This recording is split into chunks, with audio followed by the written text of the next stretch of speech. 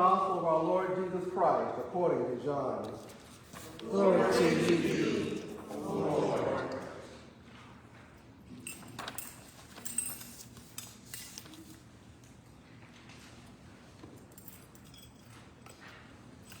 Before the festival of the Passover, Jesus knew that his hour had come to depart from this world and go to the Father. Having loved his own who were in the world, he loved them to the end. The devil had already put it into the heart of Judas, son of Simon Iscariot, to betray him. And during supper, Jesus, knowing that the Father had given all things into his hands, and that he had come from God and was going to God, got up from the table, took off his outer robe, and tied a towel around himself. Then he poured water into a basin and began to wash the disciples' feet, and to wipe them with the towel that was tied around him. He came to Simon Peter, who said to him, Lord, are you going to wash my feet? Jesus answered, You do not know now what I am doing, but later you will understand. Peter said to him, You will never wash my feet. Jesus answered, Unless I wash you, you have no share with me. Simon Peter said to him, Lord, not my feet only, but also my hands and my head. Jesus said to him, One who has bathed does not need to wash, except for the feet, but is entirely clean. And you are clean, though not all of you. For he knew who was to betray him. For this reason he said, Not all of you are clean. After he had washed their feet, had put on his robe, and had returned to the table, he said to them, Do you know what I have done to you? You called me teacher and Lord, and you are right, for that is what I am. So if I, your Lord and teacher, have washed your feet, you also ought to wash one another's feet. For I have set you an example that you should do as I have done to you. Very truly I tell you, servants are not greater than their master, nor are messengers greater than the one who sent them. If you know these things, you are blessed if you do them. Now the Son of Man has been glorified, and God has been glorified in him. If God has been glorified in him, God will also glorify him in himself, and will glorify him at once. Little children, I am with you only a little longer. You will look for me, as I said to the Jews, so now I say to you, where I am going, you cannot come. I give you a new commandment, that you love one another, just as I have loved you. You also shall love one another. By this, everyone will know that you are my disciples, if you have love for one another. The Gospel of the Lord. Praise be to thee, O Christ.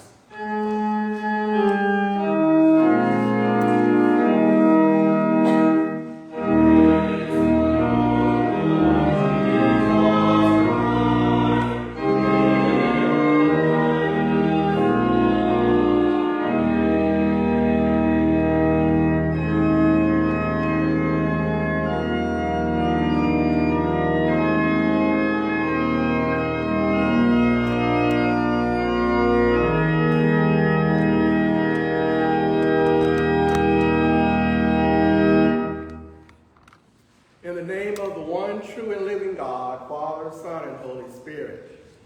Amen. Please be seated.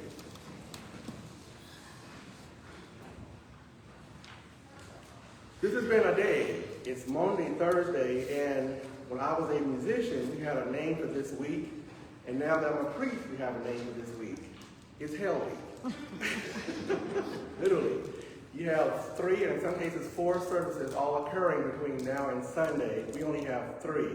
But all that preparation that goes into even putting one of these services together can wear one out. And I couldn't help but think about several things today as the 2 lessons were being read. When I was in seminary, there was a movie out called Exodus, and it was an updated version really of the 10 Commandments. And when you were reading Benicia, it brought back to life because they filmed it in this brilliant color, and all the plagues and all that stuff came to life. And if you haven't seen that movie, I do recommend it to you because although it's very Hollywood, it sort of gives you a little interpretation of what she just read. Also, as you heard in the gospel, Peter had an issue with Jesus washing feet. And it reminded me of this episode on The Cosby Show when Elvin, and we all know who Elvin is, he was the somewhat chauvinistic son-in-law of Sonia. And when Mrs. Cosby told Heathcliff that she was going to fix him something to eat or get him something to drink, Elvin said, "You're going to do that for him?" And she said, and I'm paraphrasing, "I'm not doing it for him. I'm doing it because I want to, not because I have to." Elvin saw it as her being subservient to her husband. But as we all know, over time, Elvin got straight, and in the end, he realized that just because someone in a higher position does something for you that you may see as lowly, does not mean that you are being subservient. It means that you are being a very good servant, just as Jesus was a good servant to all of us. Now, how many of you can remember the first time that you partook of the Eucharist? I can. If you weren't born a Episcopalian, you probably can. I was 13, because the rule back then, and those of us who grew up Baptist, you had to be baptized before you could do anything. But I do remember that very clearly. It wasn't real wine, it was grape juice and little square puffed up crackers. I guess called crackers. But that was a big highlight of our time. At first it was done every 5th Sunday, then it was once a quarter, and I don't know what it is now because I'm here. So when I became an Episcopalian and I went to church for the first time, I said, "Oh, they got communion today, great." I went back the next Sunday, "Oh, they got it again." And again, and again, and it's real wine. So that's been one of the great, I think, I'm going to say great, I'm trying to find the right word to use. That's one of the great things about our church, is that we get to partake of the blood and wine, the blood and body of Jesus each Sunday. And when I tell my friends about it, they're often shocked because, they don't do this every Sunday. And of course, they focus on the wine and not the grape juice. But it should mean a lot more to us than just, okay, I'm coming here every Sunday. And if you think about it, how do you feel on those Sundays when you don't get to take or partake of the body and blood of Christ? You feel like you're missing something because we've gotten accustomed to having this every Sunday, when I think the custom was, depending on where you grew up, you might have had this once a month or once every quarter, and morning prayer was your main service. So it's not something that we should take for granted or even take lightly, because we all can recall just a few years ago when we couldn't do either because we were in a pandemic. So, what kind of servant are you? Or do you consider yourself a servant at all? If we want to be like Jesus, we should all consider ourselves servants of some sort or some kind. And I think the word servant often gets a bad rap. And in the Bible, the word slaves is often turned now into the word servant. But whether you call it slaves or servant, it means that you are doing the work of Jesus. If I go outside and I see somebody's trash can turned over and I go and pick it up, "Oh, Father, he picked up some trash." And that happened here to me when I first got here. I was helping Shauna plant some flowers, and somebody stopped and said, "Father's getting his hands dirty?" And I was like, "Yeah, I know how to do this kind of stuff." It was shocking to them, but not to me. So I'm no stranger to helping someone out when they're in need. Now, I can't change your oil or tire or nothing like that. I can do other things. I call it auto club. But I say all that to say, just like I say, stewardship is often modeled for us, I think servanthood is also modeled for us by what we see growing up. And I did see that growing up as far as being a good servant. And one story pops in my head is between my house and the next house, there was a plot of land, and we owned half of the plot, and they had the other plot, and you knew where your plot started because there was a little spike in the tree. So when you cut the grass, you just didn't cut your grass. You went ahead and cut the other little part too. That's being a good servant. Because why would you cut just your part, still leaving the other part growing up high? Just like if you think behind the gym, there's a strip of land, half of it is ours, half belongs to the other person. Why would you just cut one half and leave the other half tall? So that's called being a good servant. When you see things that need to be done, even if it's not, as we say, it's not my job, it's called being a good servant. Now, as I said, Peter was confusing Jesus' hospitality. He thought it was very beneath him to even do what Jesus was doing. But if you understand Jewish custom at the time, your feet were really the only part of your body that was constantly dirty because you either walked in sandals or you walked barefoot. So it was considered lowly to to wash somebody's feet, and of all people, Jesus. But they didn't know who Jesus was or who he would become. When Corliss was reading her lesson, why did that sound familiar, if at all, to you? Where do you hear that? You hear it pretty much every Sunday in some form of when I am celebrating the Eucharist. And that's true. I think it goes back to what you can recall. And that's why I asked you what was your first memory of you being baptized, because the Eucharist, we do it each Sunday, and it's sort of a remembrance to keep you in constant reminder of why we're doing what we're doing and why we are partaking of what we are partaking of. There are some who say you should be a certain age and this, that, and the other, but we don't know at what age someone can really truly comprehend what the body of Christ's blood is. They may be 2, they may be 4, they may be 16. I remember a couple years ago after this service, a parishioner came to me in tears and he said, I finally get it. I understand what this is all about. So I felt like, well, I had taught something. We often come to church or come to these services. I wish more people would come to these. We focus so much on Sunday, but a lot of the good stuff is what we're doing now. Monday, Thursday, Good Friday, a lot of other weekday services that demonstrate servanthood in a way that we often can't do on Sunday. So, this is supposed to be a homily, so I'm going to keep it short. But I just want to say one more thing. In John's Gospel, Jesus told his followers to serve others, even if that meant being a slave.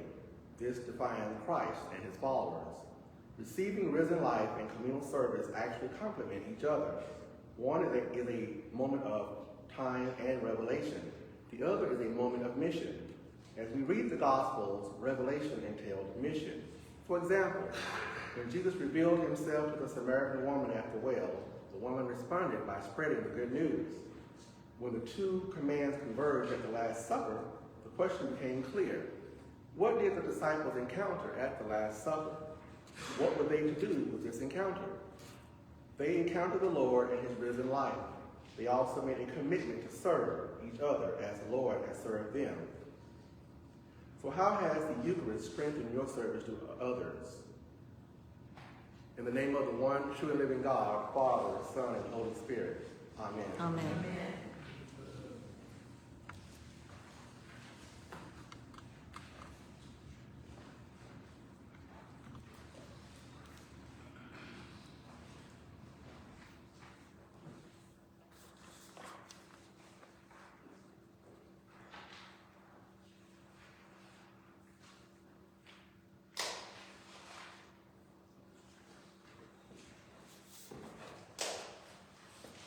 Fellow servants of our Lord Jesus Christ, on the night before his death, Jesus set an example for his disciples by washing their feet, an act of humble service.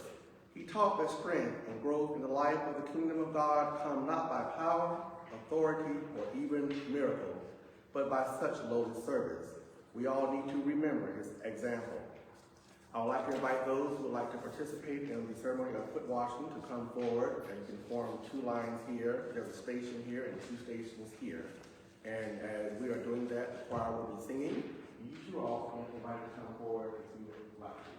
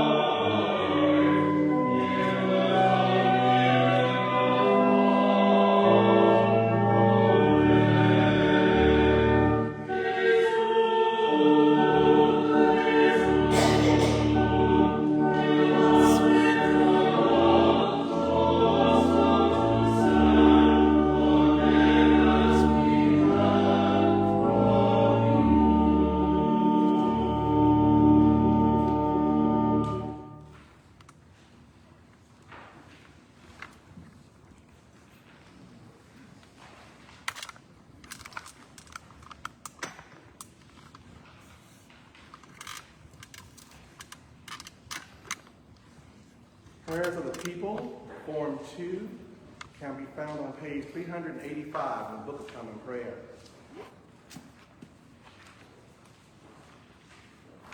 I ask your prayers for God's people throughout the world, for our Bishop, Daniel, for this gathering, and for all ministers and people.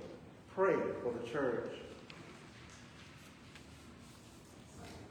I ask your prayers for peace, for goodwill among nations, and for the well-being of all people. Pray for justice and peace. I ask your prayers for the poor, the sick, the hungry, the oppressed, and those in prison. Pray for those in any need or trouble. I ask your prayers for all who seek God or a deeper knowledge of him. Pray that they may find and be found by him. I ask your prayers for the departed, especially Annie. Pray for those who have died. You may now offer your prayers either silently or aloud.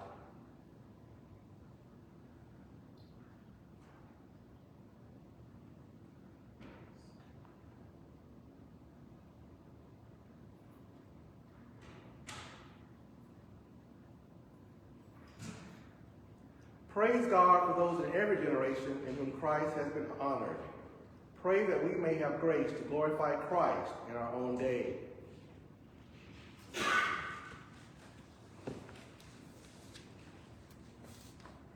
Lord Jesus Christ, you said to the apostles, "Peace I give to you, my own peace I leave with you. Regard not our sins, but the faith of your church, and give to us the peace and unity of that heavenly city, and with the Father and the Holy Spirit, you live and reign now and forever. Amen."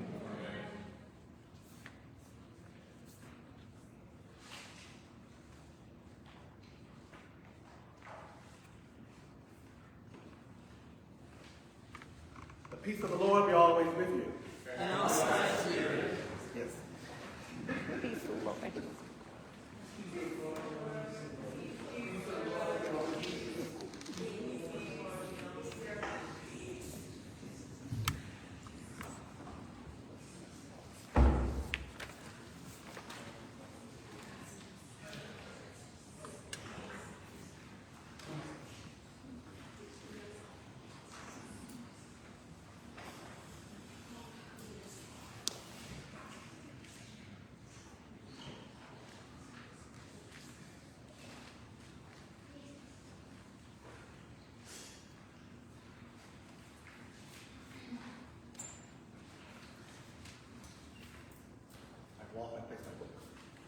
Good evening. Good evening. Welcome to this service of Maundy Thursday. I am glad to see all of you here. Today is just the first night of a 3-day series. Tomorrow we have Good Friday service here at 6:30 p.m. On Saturday morning, for those that are up early, we have morning prayer. And of course on Sunday, the Sunday of the Resurrection, we have Easter Day service here at 10 a.m. So I look forward to seeing all of you back at one or more of those services over the next 3 days.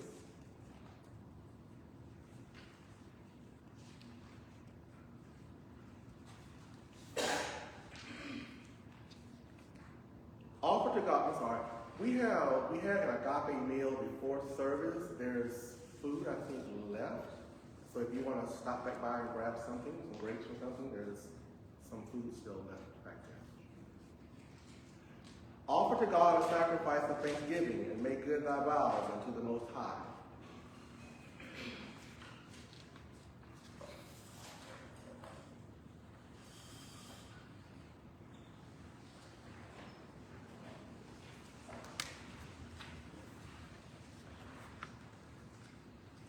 Oh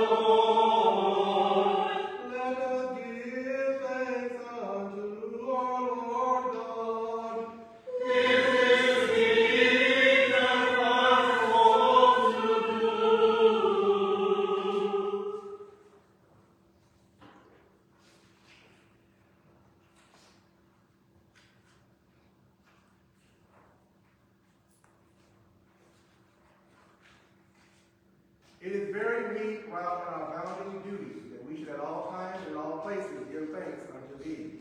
O Lord, Holy Father, Almighty, everlasting God, through Jesus Christ our Lord, who for our sins was lifted high upon the cross, that he might draw the whole world to himself, who by his suffering and death became the author of eternal salvation for all who put their trust in him. Therefore, with angels and archangels and with all the company of heaven, we laud and magnify thy glorious name, evermore praising thee and saying,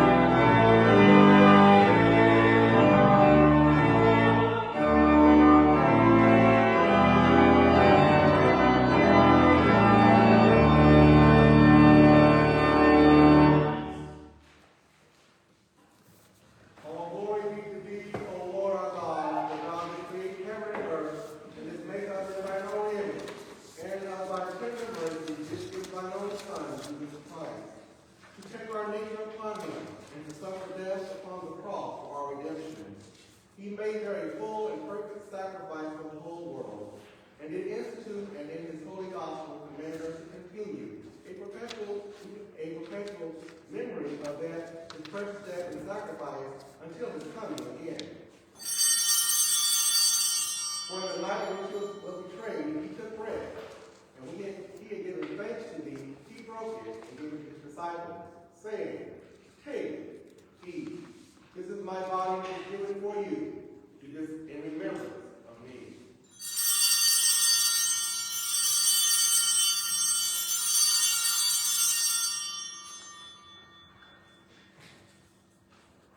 Likewise, after supper, he took the cup, and when he had given thanks, he gave it to them, saying, Drink this, all of you.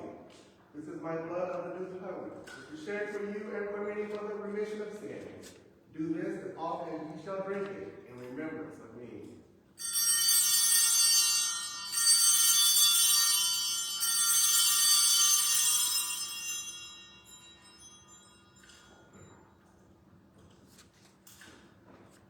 Wherefore, O Lord and Heavenly Father, we thy people celebrate and make with these thy holy gifts, which we might offer unto thee, some memorial of thy Son hath commanded us to make, having in remembrance his blessed passion and precious death, his mighty resurrection and glorious ascension, and looking for his coming again with power and great glory. And we most humbly beseech thee, O merciful Father, to hear us, and with thy word and Holy Spirit, to bless and sanctify these gifts of bread and wine, that they may be unto us the body and blood of thy dearly beloved Son, Jesus Christ.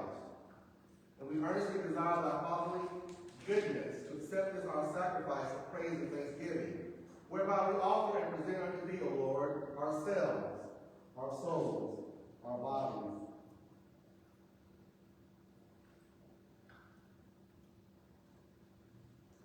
Grant, we beseech thee, that all who partake of this holy communion may worthily receive the most precious body and blood of thy Son, Jesus Christ, and be filled by grace and heavenly benediction, and also that we and all thy whole church may be made one body with him, that he may dwell in us and we in him, through the same Jesus Christ our Lord.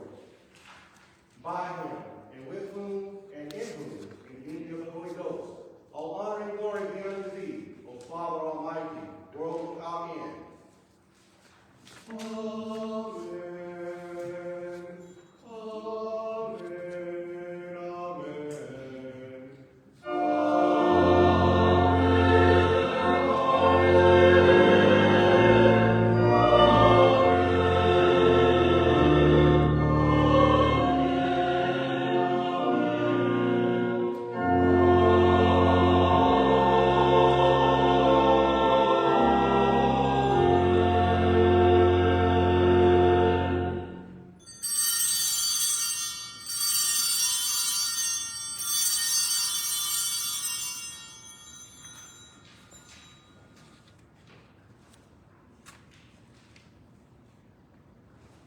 And now, as our Savior Christ has taught us, we're able to sing. Our Father, who art in heaven, hallowed be thy name. Thy kingdom come, thy will be done, on earth as it is in heaven.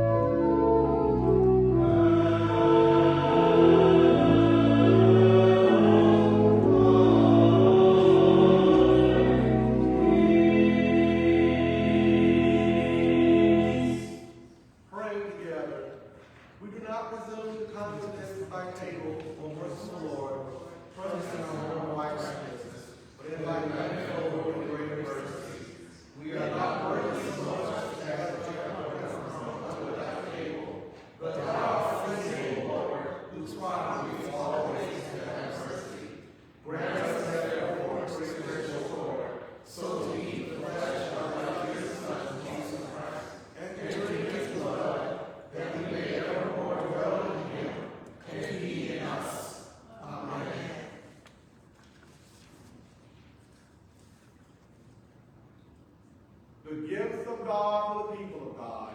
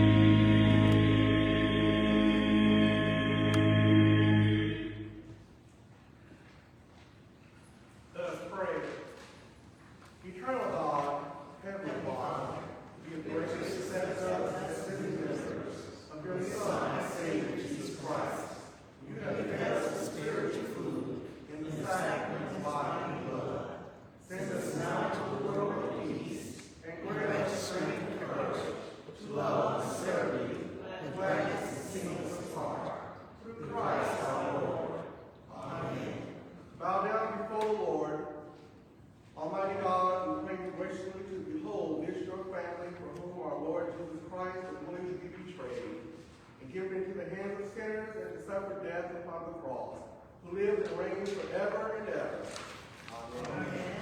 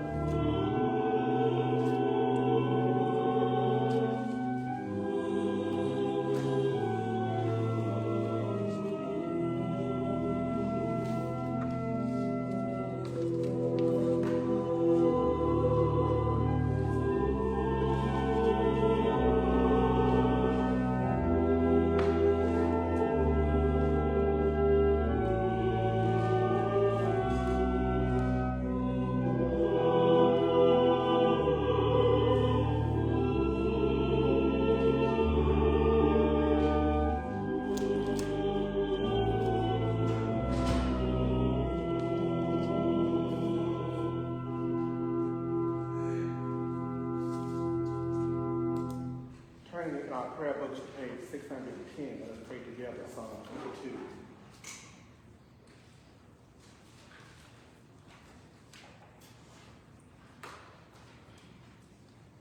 My God, why have you forsaken me, and are so far from my cry, and from the words of my distress? O my God, I cry in the daytime, but you do not answer. By night as well, but I find no rest. Yet you are the Holy One, enthroned upon the praises of Israel. Our forefathers put their trust in you. They trusted in you to deliver them. They cried out to you and were delivered. They trusted in you and were not put to shame. But as for me, I am a worm and no man, scorned by all and despised by the people. All who see me laugh and scorn. They curl their lips and wag their heads, saying, He trusts in the Lord. Let him deliver him. Let him rescue him, if he delights in him. Yet you are he who took me out of the womb and kept me safe upon my mother's breast. I have been entrusted to you ever since I was born. You are my God, and I was still in my mother's womb. But now follow me, for trouble is near, and there is none to help. Many young bulls encircle me, strong bulls of Bashan surround me. They open wide their jaws at me, like a ravening and a roaring lion. I am poured out like water, all my bones out of joint. My heart within my breast is melting wax. My mouth is dried out like a potsherd. My tongue sticks to the roof of my mouth. You have laid me in the dust of the grave. Tax dogs close me in, and gangs of evildoers circle around me. They pierce my hands and my feet. I can count all my bones. They stare and gloat over me. They divide my garments among them. They cast lots for my clothing. Be not far away, O Lord. You are my strength. Hasten to help me. Save me from the sword, my life from the power of the dog. Save me from the lion's mouth, my wretched body from the horns of wild bulls. I will declare your name to my brethren. In the midst of the congregation, I will praise you. Praise the Lord, you that fear him. Stand in awe of him, O offspring of Israel. All you of Jacob's line, give glory. For he does not despise nor abhor the poor in their poverty, neither does he hide his face from them. But when they cry to him, he hears them. My praise is of him in the great assembly. I will perform my vows in the presence of those who worship him. The poor shall eat and be satisfied, and those who seek the Lord shall praise him. May your heart live forever. All the ends of the earth shall remember and turn to the Lord, and all the families of the nations shall bow before him. For kingship belongs to the Lord. He rules over the nations. To him alone, all who sleep in the earth bow down and worship. All who go down to the dust fall before him. My soul shall live for him. My descendants shall serve him. They shall be known as the Lord forever. They shall come and make known to a people yet unborn the saving deeds he has done.